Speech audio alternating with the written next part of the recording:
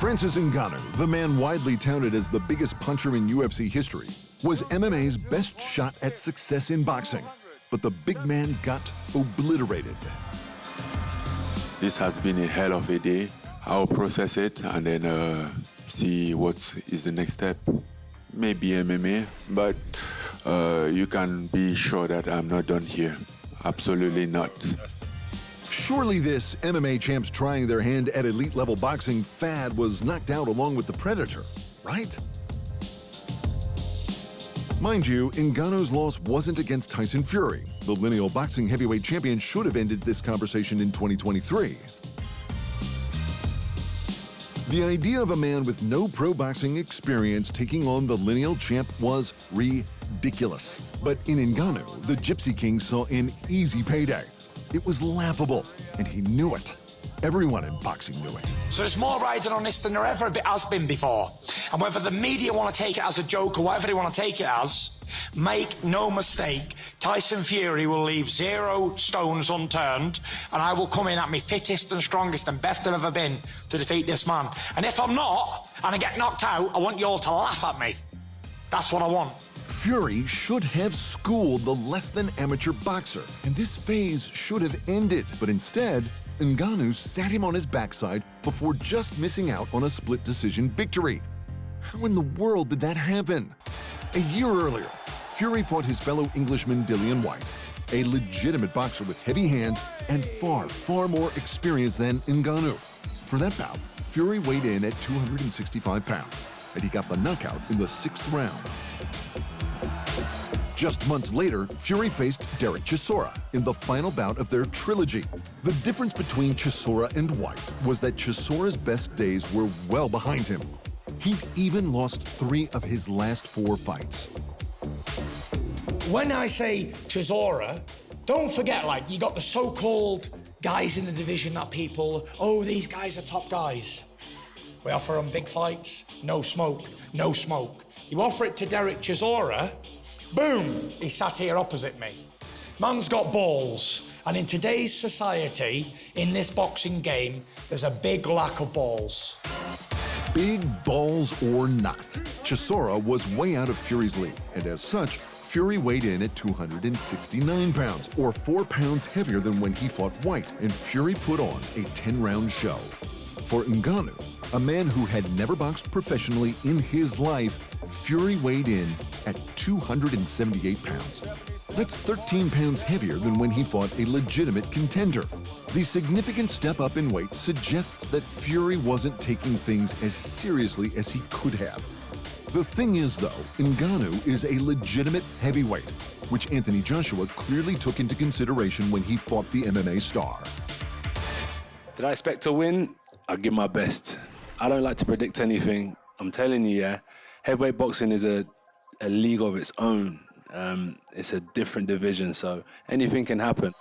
At heavyweight, everyone can throw with power, and Ngannou has exceptional punching power. It's this very thing, his puncher's chance, that was one half of what gave him any chance whatsoever. The other half of his chance was that heavyweights, especially those as big as Anthony Joshua, can't move out of the way of punches as fast as the boxers in the lighter divisions. The fact is, heavyweights are far more hittable, and it only takes one in the big boy division, so Ngannou had a chance. Against Fury, that nearly paid off.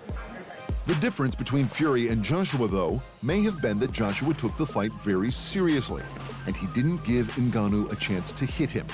Again, that's at heavyweight, and the heavyweight MMA puncher couldn't get close to hitting a heavyweight boxer as massive as Joshua. He was quite special because he stopped me. He did what Tyson Fury couldn't done, you know. He wasn't my day, and he was way better than me today. Yeah, it sucks, but it's the game. If we move down the divisions to see how other MMA fighters fare, we come to a light heavyweight UFC champion like Alex Pereira. And Alex Pereira is a beast. Of all the MMA title holders who could actually challenge for a world boxing title, this is your guy. Before winning 2 UFC titles in 2 weight divisions in just 2 years with the UFC, The Brazilian had already made a name for himself as one of the greatest kickboxers in history. Unlike Ngannou, who relies mainly on ungodly power, Pereira is a genuine striking savant with power, speed, timing, fight IQ, size, and everything else you could possibly want. But was Pereira calling out the unified light heavyweight boxing champion Artur Beterbiev, a man 3 years older and 4 inches shorter than himself? No, because Pereira wasn't stupid. Beterbiev is a pure boxing machine who would punch rings around a kickboxer, let alone an MMA fighter. If the light heavyweight champ Pereira, a genuine world championship level striker, wasn't calling out boxing champs because he knew he'd lose, then every other champ below him should know better. And this has already been proven. Look at what happened when Conor McGregor, one of the most talented and lethal UFC strikers in history, thought he'd take over boxing. My game is like being in a car crash. You know what I'm saying? It's shin bone, knees, elbows. It ain't for the faint-hearted. This game, I'm actually kind of shocked sometimes because it's like, you mean I'm getting all this money? You mean I'm quadrupling my net worth and no one even is gonna try and kick me or choke me or elbow me or knee me and I'm getting quadruple my money? Sign me up. When McGregor was 29 and at the absolute peak of his game, the then dual division UFC champion laced up the boxing gloves to face one of the best to ever do it. Floyd Mayweather Jr., who was significantly smaller, hadn't scored a genuine knockout in 10 years, was 40 and had been retired for 2 years.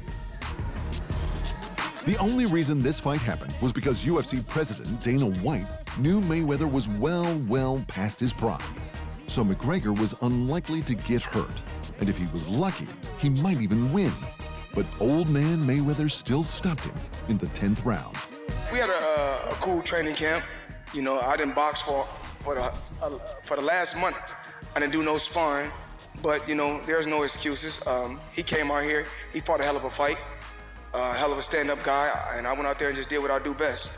Found a way to trap him and broke him down. Ngannou took his shot at boxing, and he earned an absolute pecket in the process. His life is immeasurably better, and you can't begrudge a man for that. But it's time for other MMA fighters to let this dream go. If the supposed biggest puncher in MMA history couldn't capitalize on his puncher's chance, then the other UFC champs need to let that dream go for the good of both sports. But if boxers want to try their hand at mixing their martial arts for a change, then they're more than welcome to try. In the clinch, I felt fine though. I felt cool. I thought, hang on a minute, I could probably take him in UFC actually. When I did a bit of pushing and pulling and that, I thought, oh, and I'm all right. I thought I'll be getting flung everywhere. Thanks for watching. And remember, if you want more fight sports in your life, just hit the subscribe button.